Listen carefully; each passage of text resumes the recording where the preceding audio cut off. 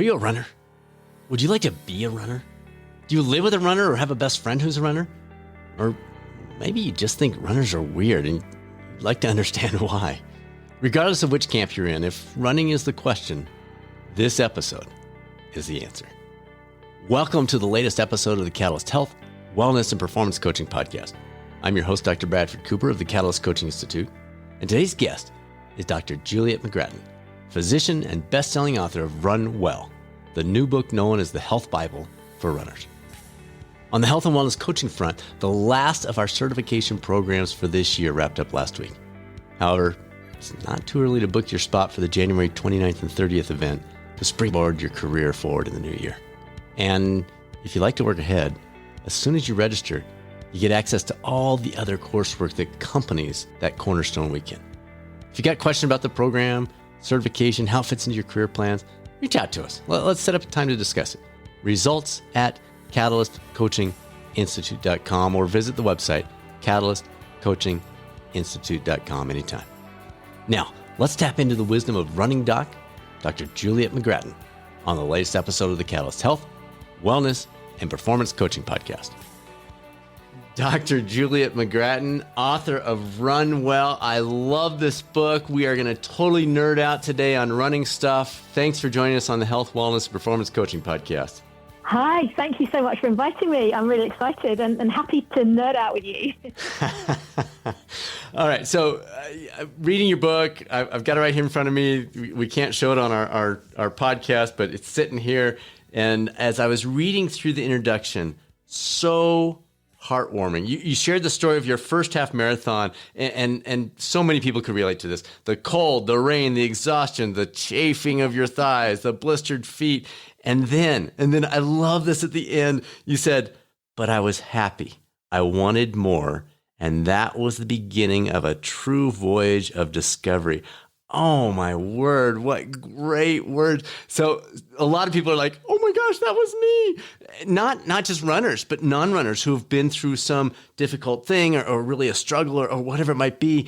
And they just are like, oh, this happened.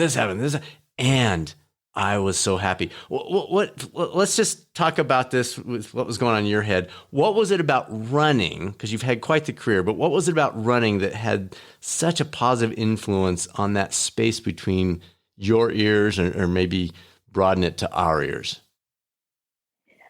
I think it was because I never thought I could do it. I tried.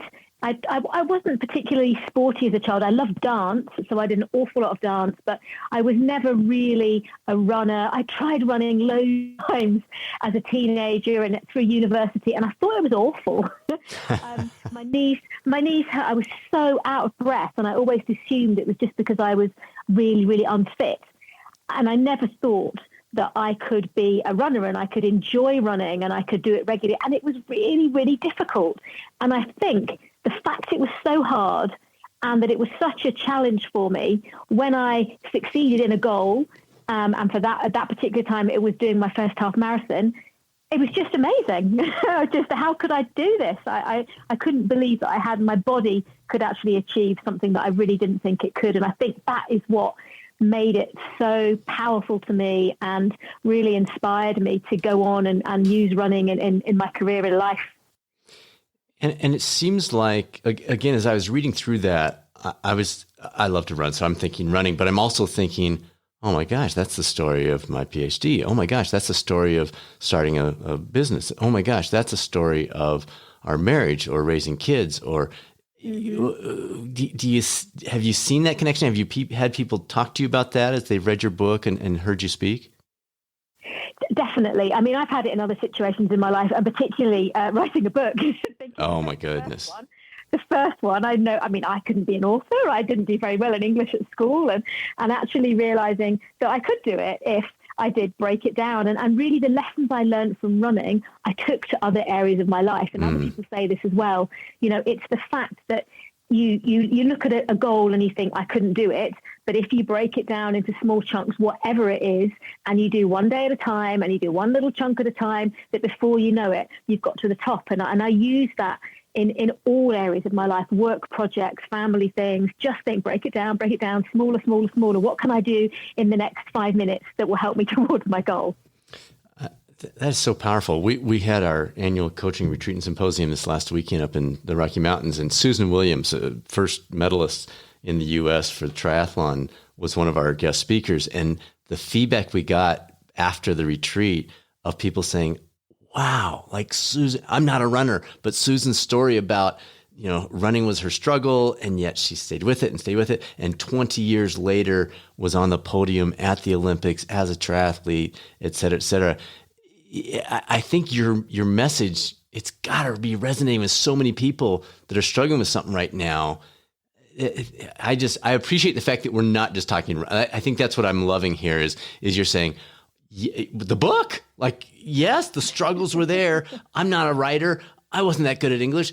And yet I'm holding your book and it's really good. So, all right. So people are jumping on this. It's imposter syndrome, isn't it? It's imposter syndrome. It's thinking that you don't deserve to be there, that you don't have the qualifications, that other people who are there and somehow they're better than you, and actually realizing, no, they're not.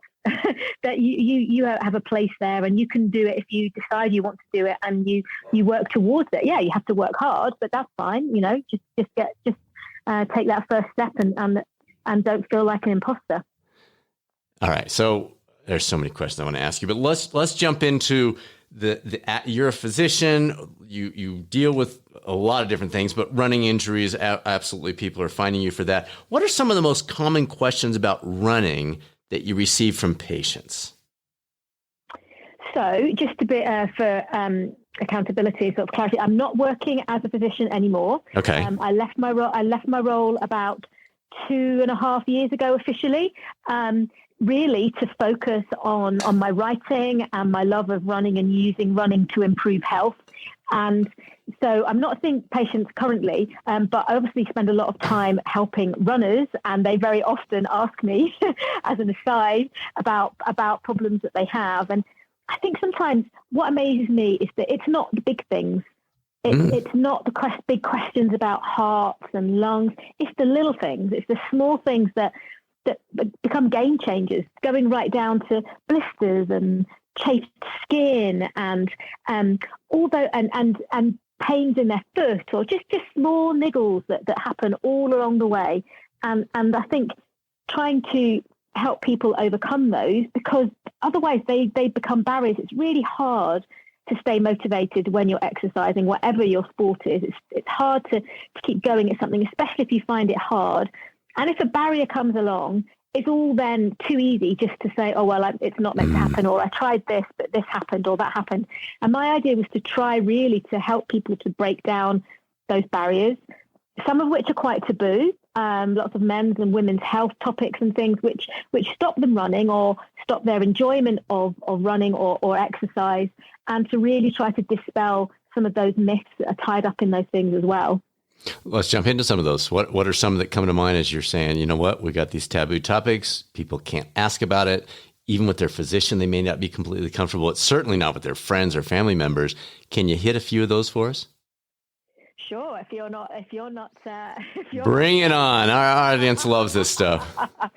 Well, one thing that I really think is a really big barrier for women, especially older women, is leaking bladders. It is hugely common. I think it's about, I haven't got the stat with me, it's like 1 in 4 women can suffer urinary incontinence. You can imagine if you want to go out for a run and every time your foot hits the ground, you leak a little bit of urine, that is, you're going to stop running, or you're going to be embarrassed, or you're going to have to go out of your way to disguise it. And actually, that is something which is not normal. People assume that if you're a woman, particularly if you've had children, that as you get older, your bladder will get weaker and you will leak urine. And actually now we're trying to say, no, that is not normal. It's common, but it's not normal. And it can be resolved if you see a pelvic health physiotherapist, if you break it down and follow all these little steps. So I think that's one big topic that I feel really, really passionate about, and improving women's sort of pelvic health to allow them to have the freedom to enjoy the exercise that they want to do. So that's a really big one. Well, let me just restate for the audience. She just said about 1 in 4. 1 in 4. You're not if you're struggling through that, or that's something that's been a barrier for you in the past with exercise or running or something like that, you're not a rarity. You're like 25%. That's huge. What would be some others? Okay, so I mean, I think maybe not such a taboo topic, but a common one is running bad for my knees. Yes. That's often something which stops people running because they're worried that they're going to harm themselves, but it often removes their support, because people who would normally encourage them, their friends and their family who would normally say, yeah, you can do this, keep going, are worried about them, and they fear that it's going to damage their knees. So I think it's something that is very commonly thought of. For example, I was on holiday a few weeks ago, and I was doing this little lakeside route, and I did it every day, and every day there was the same gentleman standing outside his house, and every day he shouted at me, it's going to ruin your knees, get on the grass. And probably wanted to stop and just say, okay, this is the evidence. Exactly. But I was on my holiday, and I just gave him a little wave and a smile and carried on my way. So I think that is, there is more and more evidence growing that being a recreational runner, doing a reasonable amount of running with a healthy technique is not going to give you arthritis. Arthritis, we're talking about the osteoarthritis, what was previously called wear and tear arthritis. That is much more to do with your genetics. And what's going on inside from your genes, rather than actually from running. And we know that if you are inactive, you're much more likely to have problems with your knees than somebody who is regularly active. And even runners aren't found to have higher rates of, for example, osteoarthritis or joint replacement than non-runners. So the evidence is there. You can see why people think it, because we've called it the wear and tear arthritis. So you think, well, the more I use my knees, the more they're going to wear out. But actually, that's not true. It's actually a wear and repair. The body is constantly adapting and changing to keep the joints flexible and mobile so that we can run. Yes. There are certain things we have to take care of. We have to make sure we have strong muscles around the joints, and that we do run with good technique, and we don't do excessive miles without good recovery, etc. But generally speaking, running is not bad for your knees. Well, and that's, like you say, is such a misunderstood concept. One of our most listened to podcast episodes ever was an orthopedic surgeon talking about a lot of those myths. And one of them was the one that you just brought up. The evidence isn't just not there for damage. It's there for, it improves it. You get the fluid, you get that strengthening, you get that activity, you get that movement. The body does adapt like you talked about. So yes, excellent. Thank you for bringing that one up. Any others you want to throw out here in our, we won't call it our taboo section, but our things people don't usually ask section, if you will? Okay, so my Run Well is for men and women, but I guess some of the more taboo topics generally tend to focus around women's health. So excuse me, throwing in another women's health one as well. But I think thinking about periods and menstruation and the effect that can have on a woman's ability to run, because of pain, because of heavy bleeding, because of feeling slightly weaker sometimes during that time. So I think it's really important that women are informed and educated. And interestingly, this can be a very cultural thing as well. And it's, we're very privileged and very well educated, but there are many parts of the world where women aren't. And we'll maybe talk about this later, I'm not sure, but I've been working with Catherine Switzer in 261 Fearless, and reaching women in, for example, the Democratic Republic of Congo, and our 261 coaches there.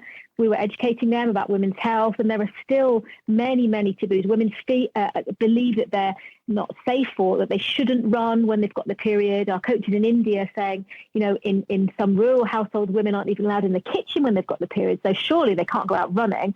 And trying to actually break that down and again, dispel some of those common running myths and just make exercise generally more accessible and accepted is really, really important. Wow. Yes, and what she's talking about there, most of you probably heard this interview with Catherine Switzer, first woman to officially run Boston Marathon. Amazing. I just sent her episode to a friend of mine yesterday who's a big runner and said, if you haven't heard this, you got to hear it. But tell us a little bit more about this 261 Fearless organization that you're very significantly involved with. I think a lot of people would be interested in this. I'm familiar with Girls on the Run, have 2 daughters, love that program. There seems to be some commonalities, but more focused on a different age group potentially. But tell us a little bit about that organization and the how people can get involved with it if they want. Yeah, thank you so much for that. Yeah, so 261 was the bib number that Catherine had on her chest when she was running in the Boston Marathon, and the official tried to throw it out. I've listened to that episode that you did with Catherine, and it's wonderful, and she's such a character. Oh, she's so good. What's so clear is her passion Yes. for making running accessible. So she's using that number 261 to mean being fearless in the face of adversity, and has started a global women's running network called 261 Fearless, focusing on local women's running clubs, which are completely non-competitive. So women maybe who haven't run before or feel nervous about running or just want to find other women to run with can join these clubs and find a really inclusive, supportive, welcoming community, and actually using running to empower women, to help them to, as we were discussing at the beginning, using the skills and the self-belief that they gain from running in other areas of their life. So it's a wonderful thing to be part of. I'm a local coach in my club. I'm the director of 261 in the UK. And then I also a master coach, training coaches, and the women's health lead for the global organization. So it's a big, big part of my life. And I feel really passionate. And it's amazing that I've had that opportunity to work alongside Catherine, who I read about in a book once. Now, we'll have a link to the website in the description of the podcast.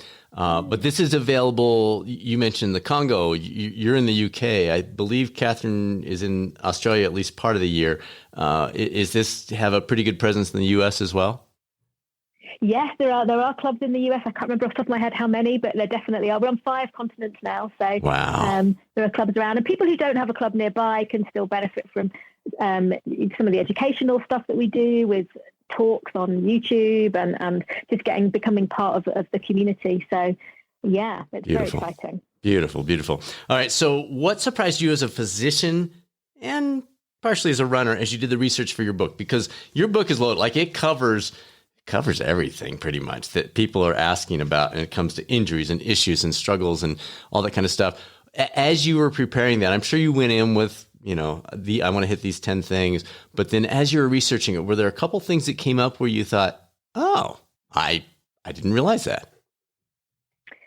Yeah, I went down quite a few rabbit holes when I was researching and reading, and suddenly 2 hours had gone by and I'd be like, oh gosh, which rabbit hole have I been down now? And I think the ones that really interested me were some of the men's health topics, because I deal much less, or I have dealt with much less men's health purely because I'm a woman and women tend to be women. But also some of the stuff about the kidneys as well, and using anti-inflammatories in endurance races, and how the kidneys actually work, and things that you learn at biology, but actually going right back down to the nitty gritty. And I think really for me, something that I've learned myself and I want to share with others is that understanding how your body works makes a huge difference in how confident you feel about managing the problems as they arise. If you actually understand what's going on inside, then it all makes a lot more sense. It's a lot of it's not rocket science. It's actually just understanding the way things work together. And then it becomes a lot clearer as to what you should do about it. Yeah, that is so well said. You mentioned anti-inflammatories. That is such a big topic for folks. My understanding, I'll give you the brief version and then you can correct me, is that things like ibuprofen, yes, it makes you feel better. There's an obvious reason for that. But the research is also showing that can slow the healing process. So what is your guidance for runners, et cetera, that are thinking, oh, I'll just pop an ibuprofen before every workout or after every race or what during races? Are there some things to be concerned about? Am I off base on my understanding? Walk us through the whole concept of use and maybe overuse of anti-inflammatories? Yeah, sure. I mean, the thing about them is they're a great painkiller. You know, they do work very effectively, particularly for injuries. So an injury, a musculoskeletal injury, for example, spraining your ankle or twinges in your muscles, they do work very, very well. But what happens when you injure something is that the body tries to repair it. And the way it tries to repair it is it brings lots of extra tissue fluid and healthy cells to the area to do the repair work. And that's basically what inflammation is. Lots of white blood cells, which are healing cells, all flooding to the area. So inflammation in itself is thought to actually be partly a good thing in that situation. Right. Because it's bringing the healthy cells. So if you dampen down the inflammation, potentially you could be impairing or slowing that recovery. So if you have a sprained ankle or a pulled muscle, then really the advice is actually not to use ibuprofen sort of for the first 24, maybe 48 hours and let that inflammation do its thing, and then use it after that. And that's fairly common, well-accepted advice now. Maybe use paracetamol. It does have some anti-inflammatory action, but not as much as the ibuprofen. So perhaps avoiding it immediately after an injury, using paracetamol and ice, perhaps. And then the other side of it is taking it beforehand, just in case, which I know runners that do this. They're doing a marathon and they maybe pop an ibuprofen because they know it's going to hurt at some point. And really with this, you do have to be a little bit careful, especially over endurance distances, because one of your big risks over a longer distance is that you get dehydrated.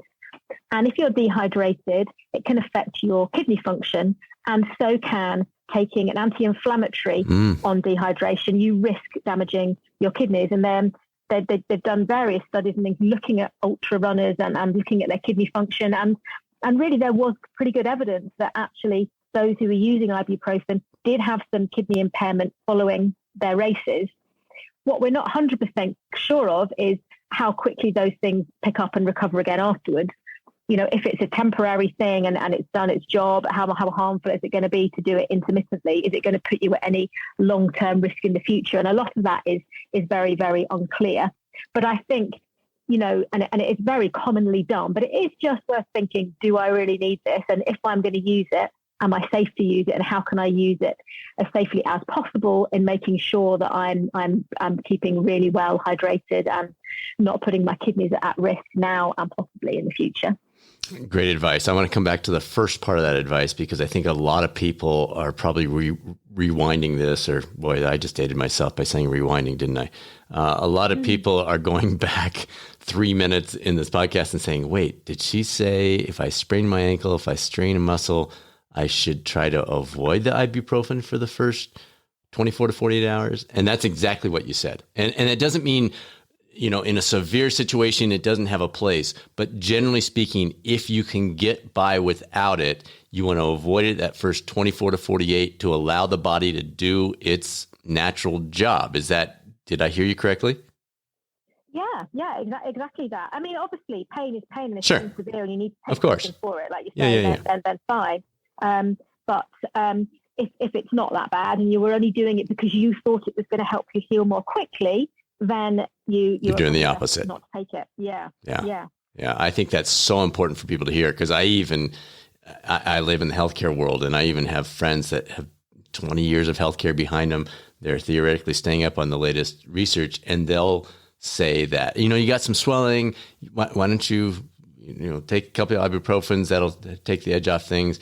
Yeah, but my first priority as a runner, and the runners that are hearing this are saying, oh my gosh, me too, is not to limit my pain in this moment, unless it's severe. It's to get back to running or cycling or swimming or whatever as soon as I possibly can. So if avoiding that the first 24 to 48 hours means maybe I can get back to it a couple days early, a few days early, that's definitely worth it to me. And I think it probably is to most people that enjoy doing that kind of stuff. So huge advice. I'm glad you brought that one up. That's a big one.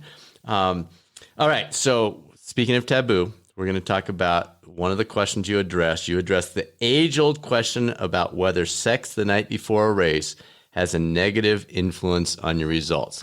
Fill us in, Doc. Well, Well, obviously I had to do a lot of research on this one. No, it's funny, isn't it? Because you look back in history, and I certainly, remember them talking about footballers and how footballers weren't allowed to see their partners, and they were, kept away because they thought that actually having a bit of sexual frustration would increase your performance, because you're more maybe aggressive and therefore feeling more competitive. And so, in the past, people have been prevented, if you like, from having sex before important events and races and competitions, etc. But actually the evidence for that is pretty low, and actually obviously mostly involves male participants, like a lot of sports and exercise research, and there actually isn't a lot of evidence to say that is the case, or that it would negatively impact it. And quite what I thought was interesting was one study that I read, which was actually saying that if you think about women, there's a potential that the female orgasm lowers your pain threshold, so that you would feel pain. You wouldn't feel pain as easily if you had an orgasm. So if that effect lasted long enough, then, you could have an orgasm before a race. Maybe that would help you in the toughest parts of your race. So there's, this is a whole kind of area which is really not very well researched, but potentially could affect, I suppose, athletes that are looking for marginal gains and just getting those extra few seconds and things. But generally, if it's something that releases your anxiety or makes you feel better or makes you sleep better prior to a race, then potentially could have a positive impact on your performance. So the answer is we don't really know, but it probably doesn't make any difference. And I remember in the book you did emphasize, now wait a minute, if you're staying out till 2 a.m, or, sex is affecting your actual sleep schedule and not helping with that, then that's a different question. But sex itself in a vacuum, no negative, potentially positive. Yeah, that we know of from the evidence that we've got. Yeah. Got it. All right. So I want to talk about another one that you brought up. I've got a few more of these. There's always been, for very good reason, a lot of concern around running through pregnancy and after giving birth or while breastfeeding. What's your recommendation related to these elements? Yeah, sure. Important ones.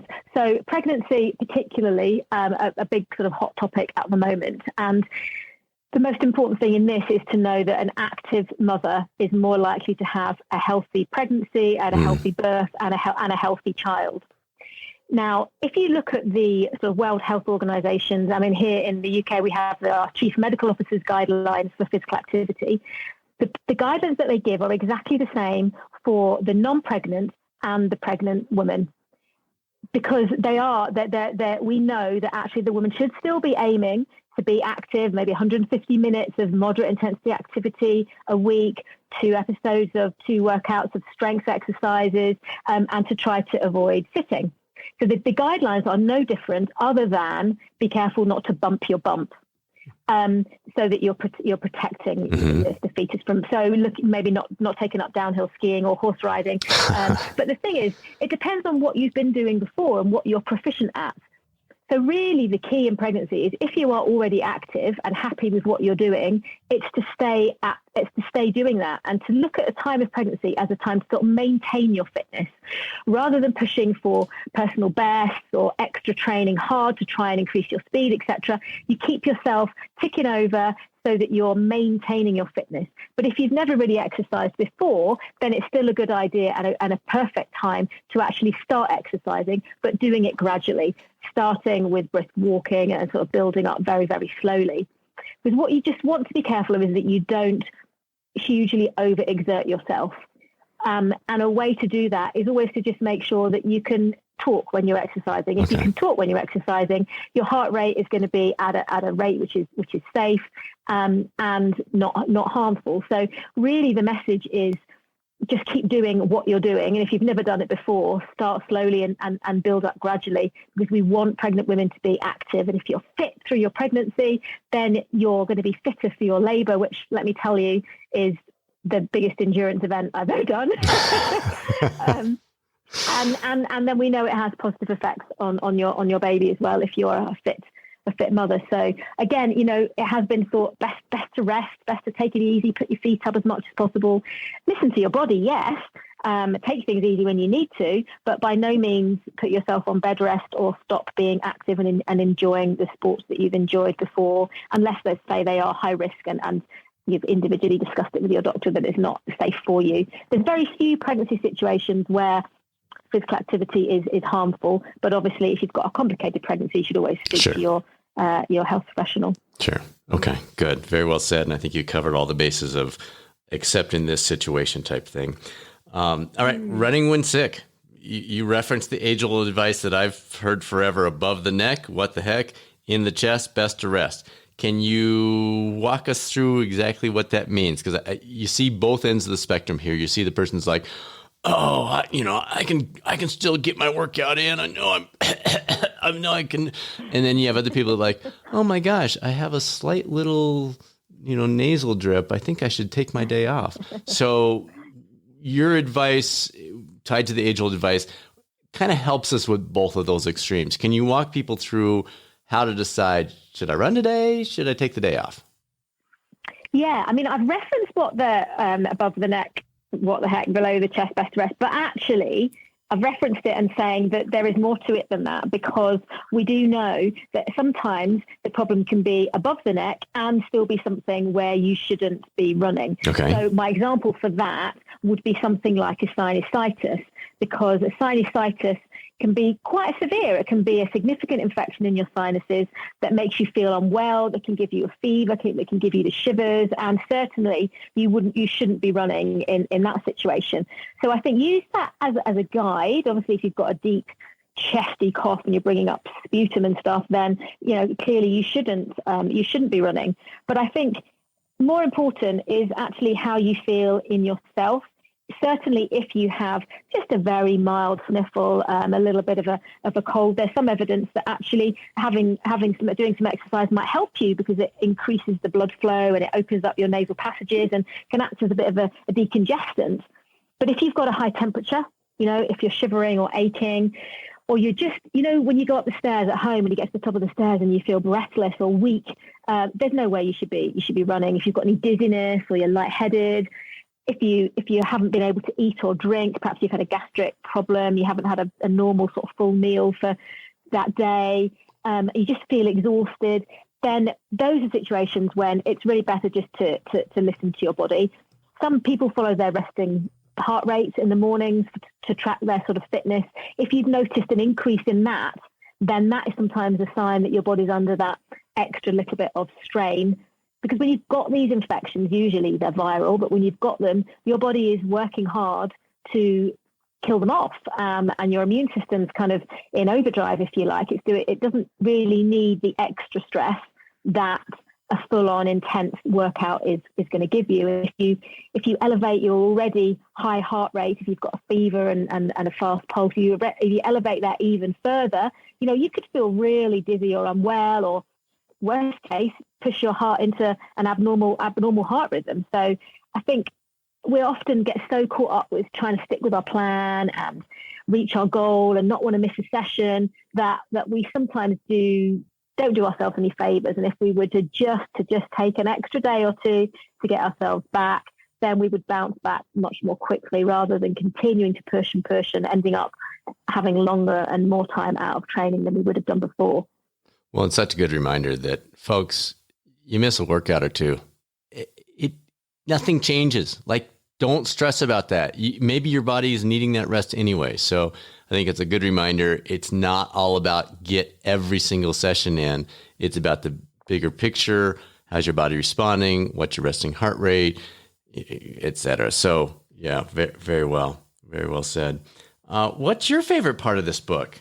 I mean, there's a lot in here. You've got to have something where you're like, oh, Brad, I love this one chapter, like, for whatever reason. Yeah, I do. I mean, I really like the bits at the beginning of each chapter when I sort of talk a little bit about the physiology and the anatomy. And those are the bits that I had fun kind of just going back to and reminding myself of all the biology and just how completely amazing the body is. But I guess my favorite chapter is probably chapter 9, which is the one about self-care, which covers running and illness and injury and just really how to take care of yourself and not to overtrain, to think about your diet and all those kind of things that running in daily life, really how to manage it, how to keep it positive so that it's something that you enjoy and it doesn't become a pressure and it's doing you good rather than doing you harm. So I think getting that balance, that's probably my favorite chapter, because it's something that I try to do well myself. I don't always get it right, but I'm very aware of it, and I try to do my best and sort of be a healthy runner. Well, and you're preaching to the choir with the health, wellness, performance. We have a lot of health and wellness coaches that listen to this podcast. So they're saying, oh, yeah, cool. I'm glad she likes that chapter. Now, I just pulled that chapter out while you were saying that. And another question popped out that I know people want to have an answer to. Why doesn't running help me lose weight? Now, sometimes it does. But what is your thought when you get that question? Yeah, it's a common complaint. People often sign up for their first marathon and then think that by the end of it, they're going to be, I can't do it in pounds, we're doing Sure. Yeah. They're going to lose lots of weight. And when it gets to the end and they realize they've actually gained weight, it can be really, really disappointing. I think two things about this. I think, first of all, it's really important to know that the benefits of exercise on the body are not solely linked to weight loss. They're not solely linked to what your weight is. If you are somebody who has increased your fitness levels, you will have benefited your health regardless of what the scales say. Because the way that exercise works in the body, a lot of it is unrelated to your weight. So don't think that just because you've gained weight in training for your marathon, you're not healthier, because you will be, because you've increased your fitness and done a lot of exercise. The other side of it, I think, is why does that sometimes happen? Because it can be really frustrating if weight loss is your goal. Sure. Some people it is. Sure. Some people it's completely irrelevant, or they're actually trying to gain weight and eat enough calories and things to fuel them in their running. But if you are aiming to lose it and you don't lose it, it's just having a think about why that is. I think the first thing, which is maybe fairly obvious, but running makes you really hungry. We call it runga. I don't know if you've heard of that phrase, but, running hunger. And you find yourself opening all the cupboard doors at 4 o'clock in the afternoon, looking for some kind of snack when you've got those long runs going on. It really does make you hungry. And even subconsciously, you can overcompensate in your eating. So you kind of think, well, I've done a 15-mile run, I can kind of eat what I like. And even if you don't make that conscious decision, sometimes subconsciously you can still overcompensate with what you eat. So sometimes, especially if you're using a lot of race fuel, you can actually end a training session in a positive calorie balance, because people do sometimes sip a lot on high sugar drinks and gels, and so that can sometimes be a reason why you're maybe not gaining weight, why you are gaining weight and not losing weight. Right. Sorry. The other thing is that you will be building muscle, and muscle does weigh more than fat. Right. We know that we have to be careful when we use people's body mass index, their BMI, to assess their health, because people who have a lot of muscle, they often get a falsely high BMI. So if you've been doing a lot of hills, you've been doing a lot of intervals, a lot of speed work, you will be growing muscles, and that in itself will weigh more. So sometimes actually using the scales as your marker is not the best thing to do, and you're better to go on sort of body shape and how you feel and how your clothes fit you, because we know that actually if you gain muscle, your weight, and a lot of people, will go up as well. So I think with those kind of things, it does sort of make it quite obvious that, sometimes running isn't necessarily going to make you lose weight. And I think one age group, I don't know if I mentioned this in the book or not, but one age group where this is particularly relevant is women around the perimenopause. Their bodies change a lot. Their bodies start to change the way they use fuel and hold on to more fat. Plus the fact they begin to lose muscle, because that happens more rapidly around the time of the menopause as a sort of aging process. And it can be really hard. And women around that age often do put on weight, so they run more, and they think that's going to do the trick. And often it doesn't. Often they have to take it back and actually start trying to build muscle again to boost their metabolism, to use up more calories, and then the fat will be burning off even when you're asleep. So I think that's another thing, particularly in that age group, women can often be disappointed if they run and don't find that they're losing weight. So sorry, a long answer. No, it's an important answer. And I'm actually going to extend your answer further by coming back to something you said that I hear all the time. That's a complete misconception. And that's your fueling during training, not necessarily racing, but training. The advertisements are so extreme about you need a gel, you need a bar, you need a drink, and as you said, most of those are sugar laden, high density, because that's what you want in a race, is something high density you can carry with you. But we don't need it for training. My general guidance for people on that side is, if it's not a 2-hour run, you just need some water somewhere along the way. What would you advise in terms of choosing to use a gel outside? Again, the exception of this is preparing for race day. So you don't want to try something new on race day that you've never tried in training. So if you're going to use 3 gels in race day, you want to tee that up in some of your training, or some certain drink. But generally speaking, what is your advice for training, not racing, fueling, gels, drinks, et cetera, for people? Yeah, I mean, I see people going out on a 5K and they've got a gel. Yeah. Really? What are you doing? And when your energy levels flag a little bit and you sip it, maybe it makes you feel a little bit better, sure. But you don't need it. Right. Your body stores will last you. My general rule is for me personally, runs over an hour and a half. I Sounds might great. need something, and I'm not saying I generally tend not to use gels these days, because I just find I get a massive sugar high and then I get a massive sugar low, and it's a roller coaster.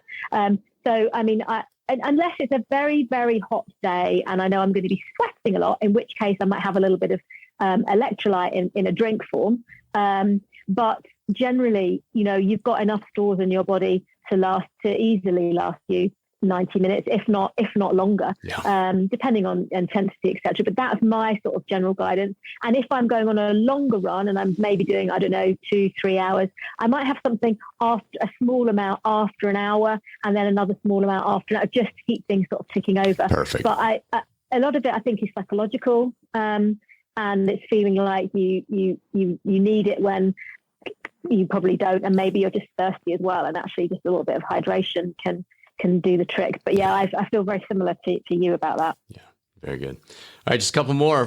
What's next for Dr. Juliet McGrattan? What do you have on your plate? Is there another book? Is there in the works? Is there some new things with 261 Fearless? Do you have a race that you've got your eye on? What's the biggest thing on your radar screen right now when people say, "Hey, what's new?" You say. So 2 things, or 3 things at the moment. Number 1, I'm creating a little course about running and the menopause specifically. I mentioned that age group. Yeah. In that section, because I do feel it's really underserved, and there's a lot to say and a lot of tips and advice. So I'm creating that. I have put a little proposal to my publishers about a 3rd book. Yeah, it's a little bit different. I don't know whether they're going to go for it or not, but we'll see. So that's there.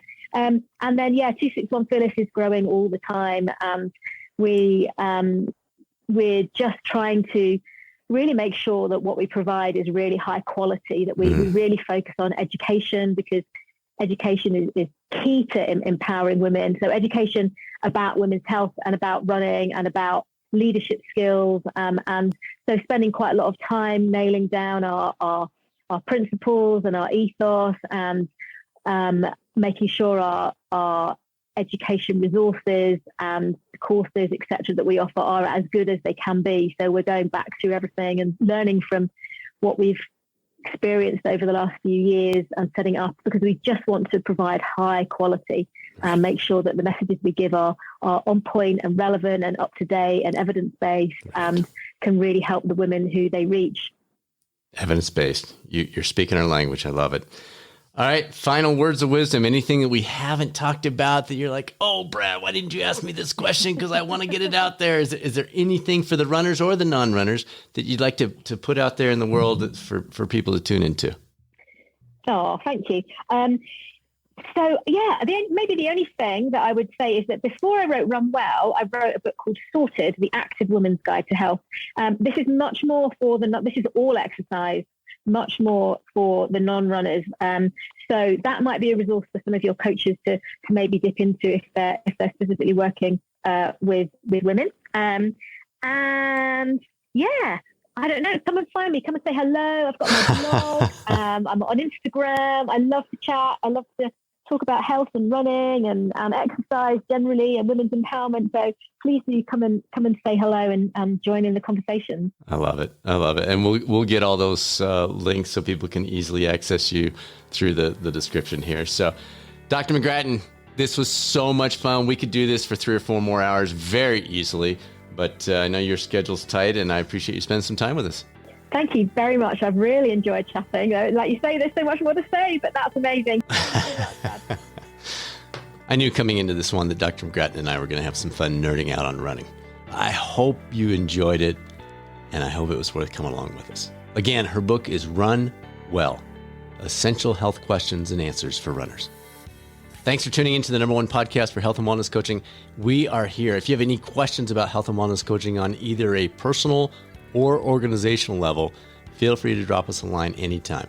Email is results@catalystcoachinginstitute.com, or there are plenty of additional resources at catalystcoachinginstitute.com that might be worth checking out. Next week's episode is one you absolutely do not want to miss. It's a real live coaching session. No scripts, no pre-planning.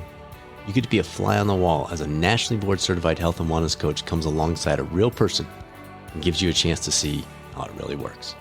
Now it's time to be a catalyst on this journey of life. The chance to make a positive difference in the world while simultaneously improving our own lives, which is the essence of being a catalyst.